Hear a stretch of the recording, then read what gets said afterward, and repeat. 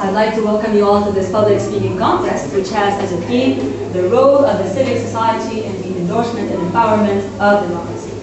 Before I start any speech, I always point out two things. First one is, as respect to the organization to which I belong, my speech will be held in English, which is my organization's first international language. Second thing, I will not be pointing out any politically affiliated organization nor party. So, have you ever heard about a population called the troglodytes? If you didn't, it's a great time to know about them. The troglodytes are an old Egypt population that has been ruled by a mad king.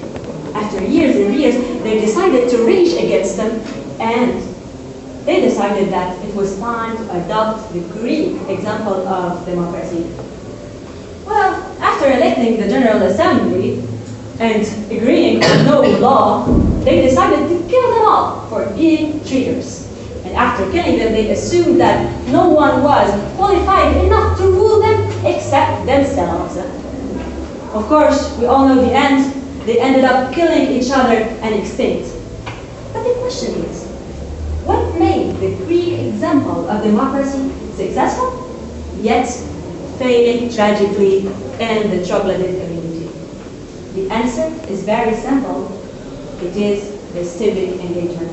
As Thomas Paine said, that before even inventing democracy, the Greek has invented the civic society engagement theory.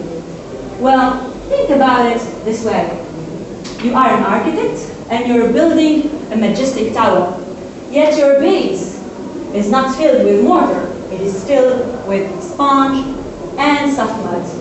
If you're lucky, your building will last you 1 year or two, but it will end up failing, right? Because you don't have a solid base. Well, that's the relationship between democracy and civic engagement. Look at yourself right here.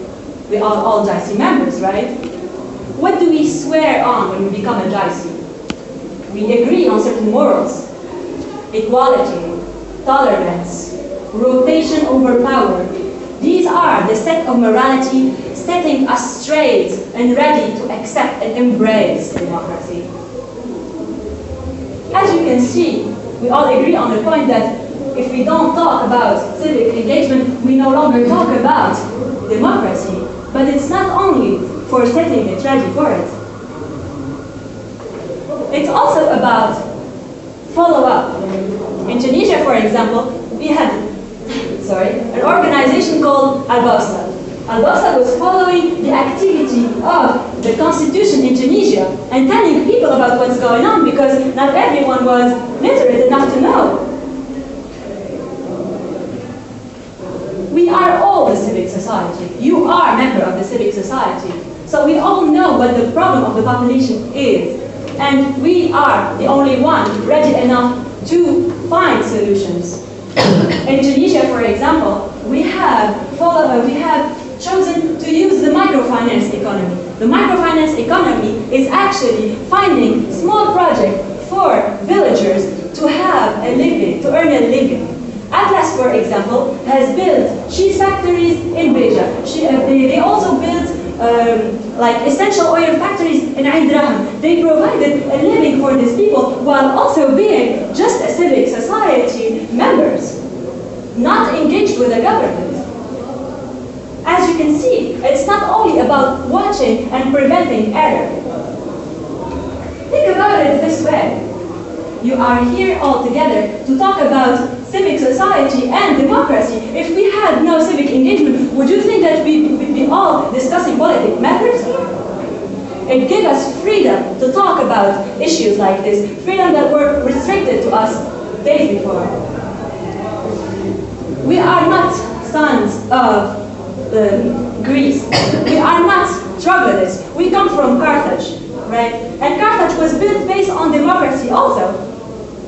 After Arisa built the entire city, they offered the population to choose and agree on the rules that were set in the building.